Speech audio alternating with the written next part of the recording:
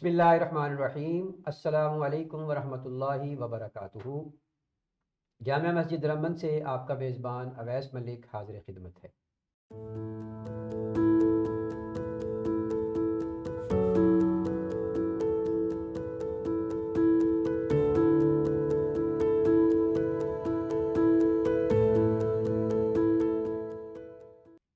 ناظرین محترم، آج کی کرونا گپ شپ ہمارے ساتھ ایک ایسے ساتھی ہیں جو پولیٹیکل سیٹ اپ سے جن کا تعلق ہے، اور ہم ان سے یہ پوچھیں گے کہ کرونا سچویشن کے اندر پولیٹیکلی اور درمن کمیون مینجمنٹ کے حوالے سے ان کی کیا خدمات تھیں۔ میں اپنے مہمان کو خوش آمدید بھی کہتا ہوں اور ان کا تعارف بھی کرواتا ہوں۔ ہماری مہمان شخصیت ایس وے پارٹی سے پچھلے 3 ٹینیور سے ڈپٹی کونسلر درمن منتخب ہیں، اور ساتھ ہی ساتھ اتول کمیٹی یعنی اکاؤنٹیبلٹی کمیٹی کے ممبر بھی ہیں۔ میں جناب ناصر محمود گوندل صاحب کو خوش آمدید کہتا ہوں۔ السلام علیکم ورحمۃ اللہ وبرکاتہ۔ بہت شکریہ جی، آپ نے یہاں مجھے مدعو کیا۔ میرا اب جیسا کہ آپ نے فرمایا کہ میرا تعلق پولیٹیکل پارٹی سے ہے، اور میں ایک پولیٹیکل ورکر ہوں، اور بحیثیت پولیٹیکل ورکر میری یہ ذمہ داری ہے کہ میں جو بھی سوسائٹی میں جیسی بھی چیزیں ہیں، جیسے بھی حالات ہیں، ان کے لیے سوسائٹی میں لوگوں کو گائیڈ کروں، اور ان کے لیے پولیٹیکل ورکر کی حیثیت سے یا جو میونسپل کارپوریشن میں بیٹھنے کی وجہ سے جو بھی میں اچھائی کر سکتا ہوں ان کے لیے کام کروں، تاکہ سوسائٹی اور معاشرے میں بہتری لا سکوں۔ اور یہ جو کرونا ہے، یہ یقیناً جس طرح پوری دنیا میں ایک بہت بڑا چیلنج ہے، اسی طرح ناروے کے اور درمن کے لوگوں کے لیے بھی ایک چیلنج کی حیثیت رکھتا ہے۔ اور ہماری سوسائٹی میں میونسپل کارپوریشن نے جو بھی اس کے لیے اچھے معیار لینا تھے وہ انہوں نے لیے، تاکہ سوسائٹی میں اس کے پھیلاؤ کو روکا جا سکے۔ سوسائٹی میں جو چیزیں ہیں وہ اسی طرح کام کرتی رہیں جو جیسے کہ پہلے کرونا سے کام کر رہی تھیں۔ اسی لیے ایسے ایسے میئرز لیے گئے، ایسی تل تھاک جو ہم کہتے ہیں وہ لیے گئے، جس سے سوسائٹی میں بہتری بھی آئے اور سوسائٹی کی جو چیزیں ہیں وہ بھی رکنے نہ پائیں۔ جی ناظرین محترم، پہلے جو پروگرامز ہم نے کیے اس میں بھی ہم نے جو چیز موضوع گفتگو بنائی تھی وہ قیادت تھی، جہاں ہم نے مساجد کے کردار کے اعتبار سے گفتگو کی اور ایک پروگرام آپ کی نظر کیا۔ اسی طرح سے تارکین وطن کے حوالے سے جو معلومات اور جو مسائل تھے ان کے حوالے سے بھی ہم نے پروگرام کو ترتیب دیا۔ آج کا ہمارا یہ پروگرام درمن کمیون اور درمن مینجمنٹ جو پولیٹیکل گورنمنٹ ہے اس کے حوالے سے ہے۔ میں اپنے جو مہمان ہیں ان سے یہ جاننا چاہوں گا کہ جب کرونا کا آغاز ہوا تو اس وقت پولیٹیکل لیول پہ اور مینجمنٹ لیول پہ کس قسم کا تاثر پایا جاتا تھا؟ جی، جیسا کہ آپ نے بتایا کہ جو پولیٹیکل گورنمنٹ ہے انہوں نے کون سے ایسے میئرز لیے جس سے سوسائٹی میں کرونا کے پھیلاؤ کو روکا جا سکے۔ یہاں 2 طرح کے جو میئرز لیے گئے ہیں، ایک نیشنل لیول پر لیے گئے تھے جس کا مقصد جو ہے پورے ملک میں ایک جیسے چیزوں کا برتاؤ کرنا تھا، اور دوسرا ایسی میونسپل کارپوریشن جہاں کرونا کا پھیلاؤ زیادہ تھا انہیں یہ اجازت دی گئی اسٹیٹ کی طرف سے کہ وہ اپنے لوکل لیول پر وہ ایسا بندوبست کریں، ایسے انتظامات کریں کہ وہاں پھیلاؤ کو کم سے کم کیا جا سکے۔ اسی طرح درمن میونسپل کارپوریشن نے بھی اپنی جو کرونا سچویشن تھی سوسائٹی میں، یا جو کرونا کا پھیلاؤ تھا اس کو مد نظر رکھتے ہوئے اس کے اپنے لوکل میئرز لیے، اور وہ خاصی حد تک کامیابی ہوئے، جس میں جو سینٹرز کو جو ہے بین کرنا تھا، جو خواتین و حضرات کی جو روزمرہ کی جو زندگی ہے اس کو بہتر بنانے کے لیے جو چیزیں غیر ضروری تھیں ان پر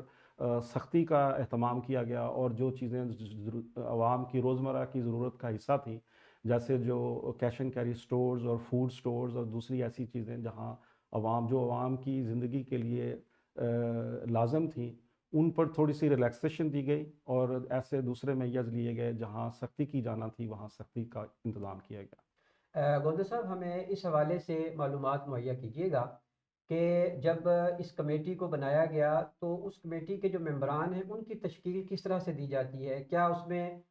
کچھ ڈاکٹرز اور پیرامیڈیکل سٹاف اور دیگر لوگ جو ہیں ان کی تشکیل کس طرح سے ہوتی ہے؟ جی، چونکہ یہ جو کرونا کی وبا ہے اس کا تعلق میڈیکل سائنس سے ہے، تو جو میونسپل کارپوریشن نے جو اس کے لیے کمیٹی بنائی تھی، اس میں جو چیف میڈیکل آفیسر ہے اس کو اس کمیٹی کا ہیڈ بنایا گیا تھا، اور اسی کی احکامات کی روشنی میں معاشرے میں جتنے بھی ہم نے پولیٹیکل جو پلیٹ فارم ہے انہوں نے جتنے بھی میئرز لیے، انہوں نے چیف میڈیکل آفیسر کی آرا کو مد نظر رکھتے ہوئے تمام میئرز لیے، جی تاکہ کہیں بھی جو ہے وہ خلل نہ پڑے، اور جو میڈیکل سائنس کے جتنے بھی طریقے ہیں ان کو بروئے کار لا کر معاشرے میں بہتری کا جو عمل ہے وہ عمل جاری رہے۔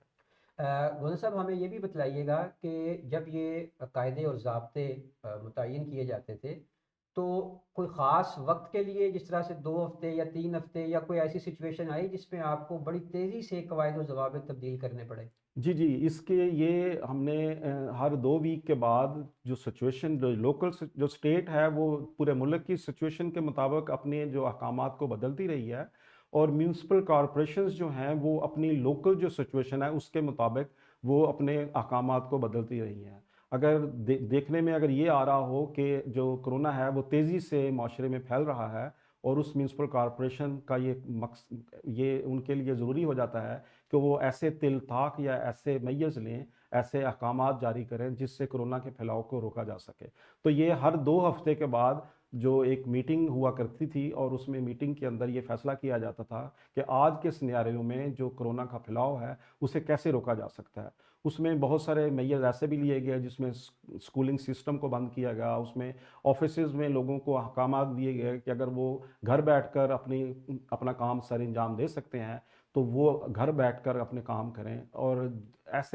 ایسی چیزیں جہاں ریلیکسیشن دی جا سکتی تھی، جہاں گھر بیٹھ کر کام کیا جا سکتا، تو ایسے لوگوں کو سوسائٹی میں میونسپل کارپوریشن نے احکامات دیے کہ وہ گھر بیٹھ کر کام کریں، اور جیسے جو سروس برانچ ہے وہاں ریسٹورنٹ اور دوسری جو سروسز برانچز ہیں ان کو جو فنینشلی سپورٹ کیا گیا تاکہ ان کی جو روزمرہ زندگی ہے وہ جو ہے وہ اس میں خلل نہ پڑے۔ گلزر صاحب ہمیں یہ بھی مطلع کیجیے گا کہ درمن کمیون دیگر کمیون سے کس طرح مختلف رہی، اور آپ کے فیصلے جو ہیں جب وہ کیے جاتے تھے ان کے نتائج آتے تھے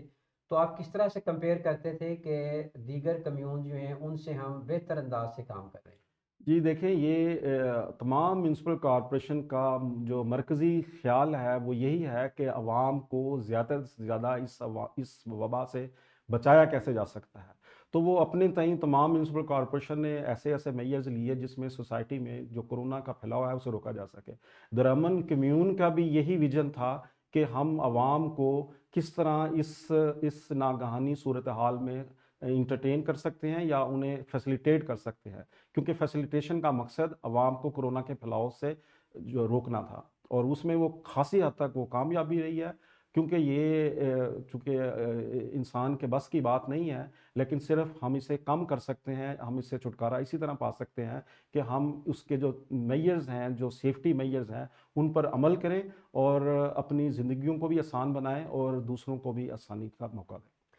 گولدا صاحب، کنٹرول اتول کمیٹی جو ہے یہ نہ صرف میڈیکلی ایگزامینیشن اور اس کے جو تلتھاق تھے اس کے حوالے سے ذمہ دار تھی، بلکہ فنانسز کے حوالے سے بھی، تو درمن کمیون میں آپ کیا سمجھتے ہیں کہ کس حوالے سے کاروبار متاثر ہوا، اور اس حوالے سے درمن کمیون کو کتنے اخراجات برداشت کرنا پڑے اس سارے کے سارے سیناریو؟ جی، اس کے لیے جو اسٹیٹ ہے اس نے ایک ایکسٹرا اس کا بجٹ دیا ہے تمام میونسپل کارپوریشن کو کہ وہ اپنی روزمرہ زندگی کو متاثر کیے بغیر عوام کو فیسیلیٹیٹ کر سکیں۔ اسی طرح جس طرح مختلف روزمرہ زندگی کے لیے جو ریسٹورنٹ برانچز ہیں یا جو سروسز برانچز ہیں اس کو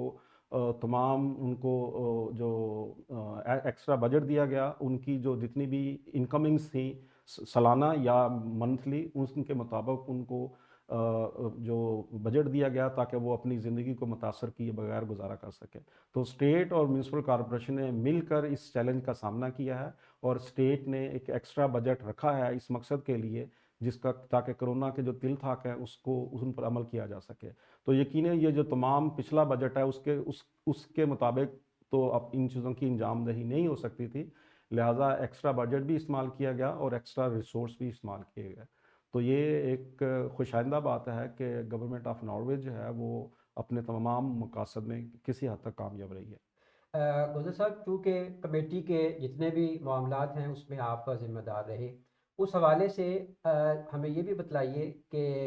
ایشیا کے اندر اور خصوصاً پاکستان کے اندر یہ سمجھا جاتا ہے کہ ویسٹ میں جتنے بھی قاعدے اور ضابطے ہوتے ہیں ان پر سب کا عمل ہوتا ہے، تو اس حوالے سے ہمیں یہ بتائیں کہ جہاں جہاں وائلیشن ہوئی وہاں پر فائنس جو ہیں وہ کس طرح سے ڈٹرمن کیے گئے، اور ان کی جو امپلیمنٹیشن تھی وہ کس طرح کی گئی، اور جو فائنس امپلیمنٹ کیے گئے ان کا ریشو کیا تھا؟ جی یہ ایسا ہے کہ یہ یقیناً خوش آئندہ بات ہے کہ تمام نارویجن سوسائٹی جو ہے وہ اس بات سے اویئر ہے کہ کرونا سے بچاؤ کے لیے جتنے بھی تھل تھاک جتنے بھی میئرز لیے گئے ان پر عمل کیا جائے، لیکن انفارچونیٹلی اگر کسی نے ان پر عمل نہیں کیا گیا تو ان کو ایسے جو کلپریٹس ہیں ان کو سختی سے نپٹا گیا ہے اور ان کے جرمانے اور ان کو سزائیں بھی دی گئی ہیں۔ آپ کے علم میں یہ ہے کہ نارویجن پرائم منسٹر نے بھی انفارچونیٹلی ایک کوتاہی کی اور ان کو بھی اس کی سزا دی گئی اور ان کو جرمانہ جو ہے دیا گیا، تو وہ انہوں نے اس کو پے کیا۔ تو یہ ایک بڑا ایک اچھا سگنل ہے کہ پرائم منسٹر کو بھی جنہوں نے کسی طرح عمل نہیں کیا تھا کرونا تل طاق پر، انہیں بھی اس کی سزا دی گئی۔ ناظرین محترم، ہمارا یہ انٹرویو 3 حصوں پر مشتمل ہے۔ آج پہلے حصے کے اختتام پر جو چیز انتہائی اہم ہے اور میں آپ تک پہنچانا چاہتا ہوں وہ یہ ہے کہ ناروے کی جو پرائم منسٹر تھیں ان سے بھی اگر غلطی سرزد ہوئی ہے